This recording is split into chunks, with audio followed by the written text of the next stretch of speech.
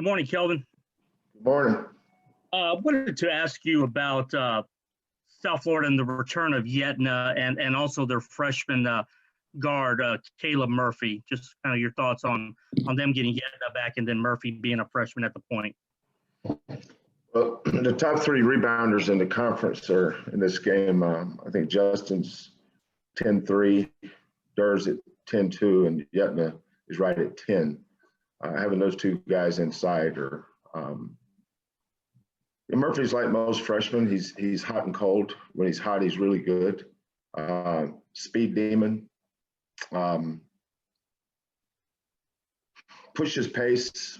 He and Collins are they cause problems. But Murphy is a speed guy, coast to coast.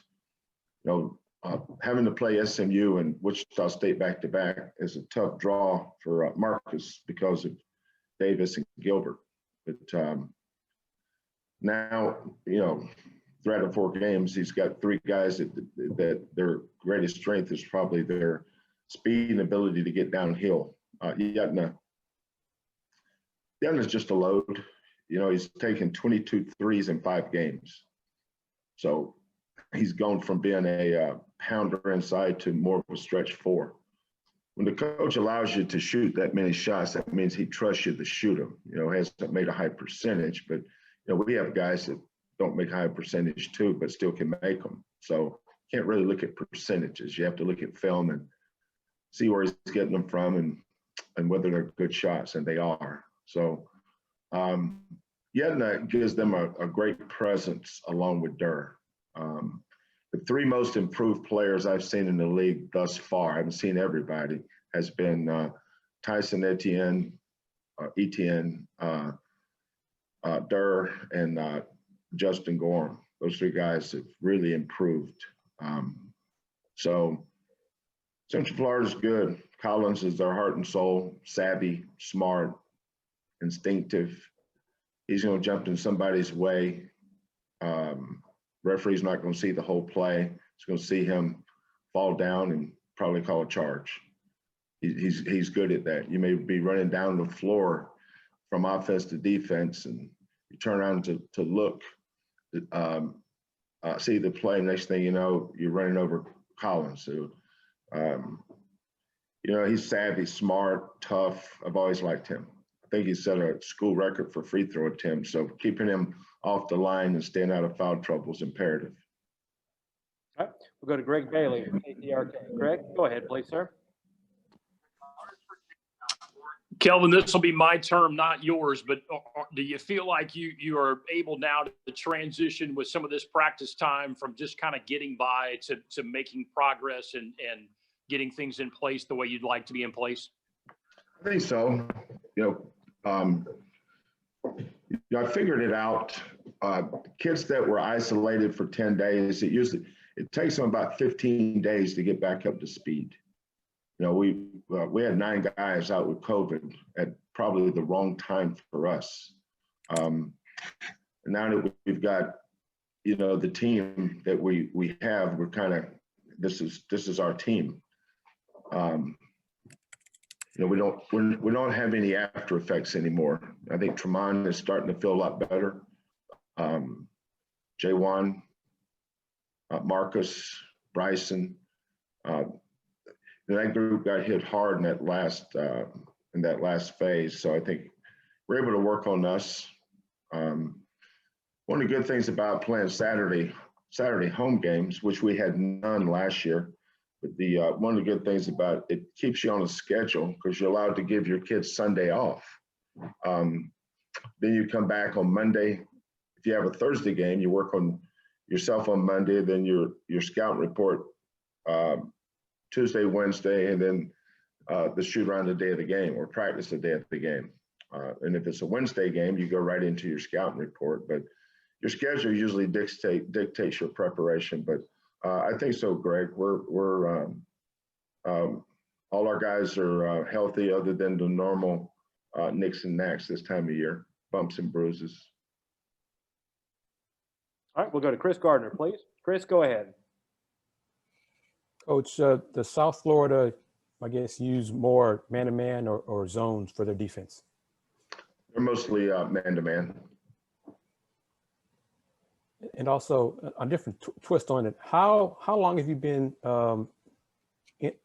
has analytics been kind of important to you and how you implement it into your styles? Since I was in the NBA. And what is it that you utilize or like about it? Well, for instance, one of the things that I track is percentage of shots contested.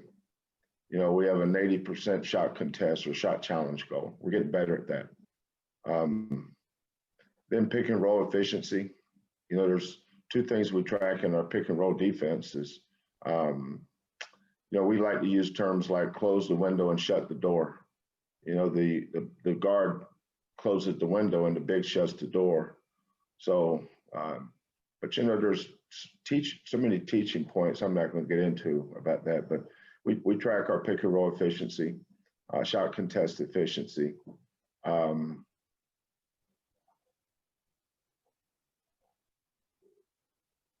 Hockey assist. There's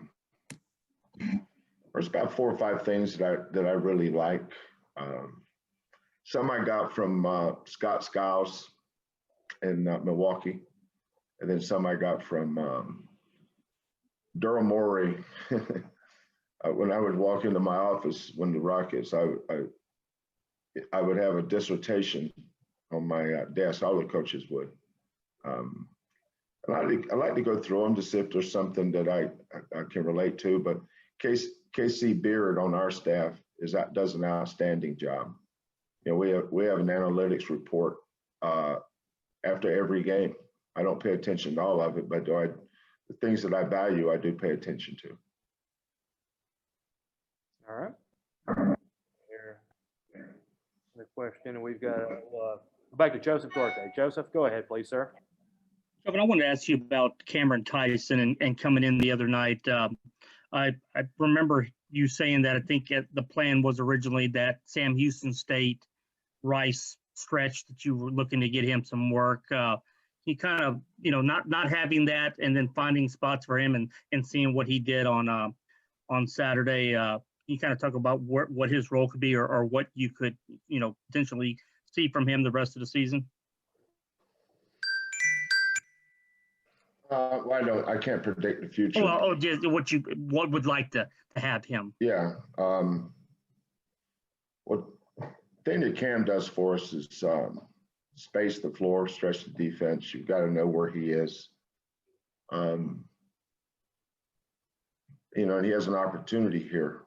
You know, when we had Caleb, obviously, he was our 6th guard. And it's not hard to figure out why certain guys don't play. It's because the guys ahead of him or the guys in front of him are ahead of him. You know, this is in the Little League where everybody gets to play and you get a participation trophy. I don't care about that stuff. And, you know, we have 3 starting guards, and it's not always easy to play 5 guards. But I don't play 6 and won't play 6. So, you know, somebody left and somebody's going to move into that spot. Simple as that. We'll go back to Gregg Bailey. Greg, go ahead, please, sir. Kelvin, you're touching on something with things that you learned from your experience in the NBA. When and how did you realize that could be a tremendous learning experience for you, despite the fact that you had a ton of experience before you entered that phase of your career? Well, everything in the NBA to me was new. You know, if you're in the NBA, there's an assumption everybody knows what you know. Like if I brought the NBA guys to college, they would be like a fish out of water. You know, we don't have a 2-9 rule, 3-second defensive rule. I'd never seen that before. I'd watched it on TV, but I didn't know how to teach it. Getting after made baskets, you have 8 seconds to get the ball over the timeline. If it goes out of bounds prior to the 8 seconds, you have what's left of the 8 seconds. I'd never seen that before either. It's like FIBA rules. There's, you know, when I got with Pop in San Antonio, just that I never really learned from another coach because I was a head coach when I went to Montana Tech when I was 24. I turned 24 in October, and by December, I was the head coach. And I was a head coach there for 5 years, was it? 4 or 5 years. And then I was an assistant for 2 years at Washington State when I was 29 and 30. Then I was the head coach at Washington State when I was 31, head coach at Oklahoma when I was 37. So I never really learned from other coaches. I had to figure everything out for myself. It's like my assistant coaches. There's a lot of value in watching other people do it. I never got to watch other people do it. So my eyes just popped open when I got to San Antonio. And I was so excited to learn new things. I said, this is great.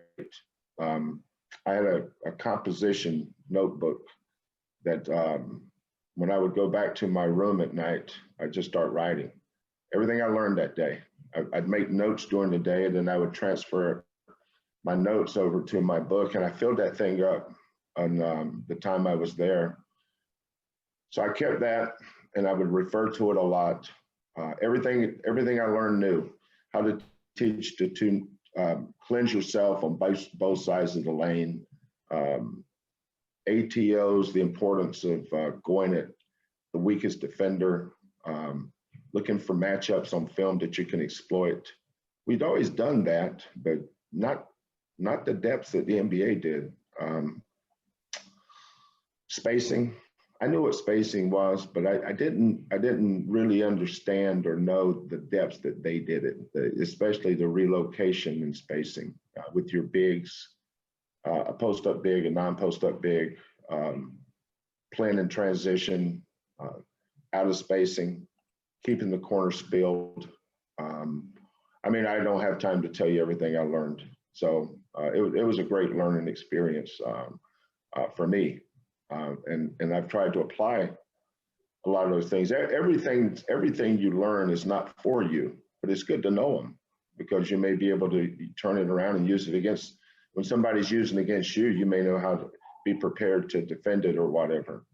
But Scott Skiles was an analytics guy, but wasn't as driven by it as, say, Daryl was. And Daryl and I had a lot of talks, especially when he would travel with us. I loved to pick his brain. He had this thing at MIT that he did every year, and I would ask him a ton of questions about that. And but sometimes you don't know what you don't know. When I went to the NBA, I was not prepared to be a head coach in the NBA, and I didn't realize that until I got there. I wasn't qualified to be a head coach. I could coach a team, but I don't think I could have helped them win because I didn't know enough about the NBA game. You can see why a lot of NBA coaches, the NBA coaches that succeed right away is the one that usually get the best teams. But had I gotten a team that was rebuilding, I had no chance. I couldn't have helped those guys. Even if I did know a lot, I couldn't have helped some of those teams anyway. But that was the best basketball experience I've ever had because I was a sponge, and I love learning new things. When I go to in the summer when I watch AAU teams play, I always watch their baseline out of bounds plays because a lot of those coaches have good stuff. You can learn something from anybody. When I watch college games, or I probably watch more NBA games than I watch college games because I want to see what the cutting edge is. NBA guys are on the cutting edge of something new, and they're very trendy, and they're very copycat. Somebody does something good, you better believe the rest of them are going to do it too. They may put their spin on it or modify it, but it's but you're constantly evolving. I don't coach now anything like I coached at Oklahoma. In those days, I'm different, but you have to evolve. Our defense is different. Some things are the same, but there's some things different. So, but you should always be evolving. You always do what you always done. You'll always get what you always got. So I think changing and evolving. I think it's refreshing. It's one of the things that's really piques my interest is how people guard you and how you can combat that. I remember I used to run the 1-4 a lot. And we, at Washington State, we were a 1-4 team. And I remember going to play Coach Knight's team, and he did something nobody else had done. And I was stymied there for a while until we had to figure out what to do. But that's the thing you love about coaching. I remember every time we play Stanford, play them twice a year for 7 years. We go to Palo Alto, play Stanford. Mike Montgomery always did something different. You know, Ralph Miller at Oregon State when I was a young coach.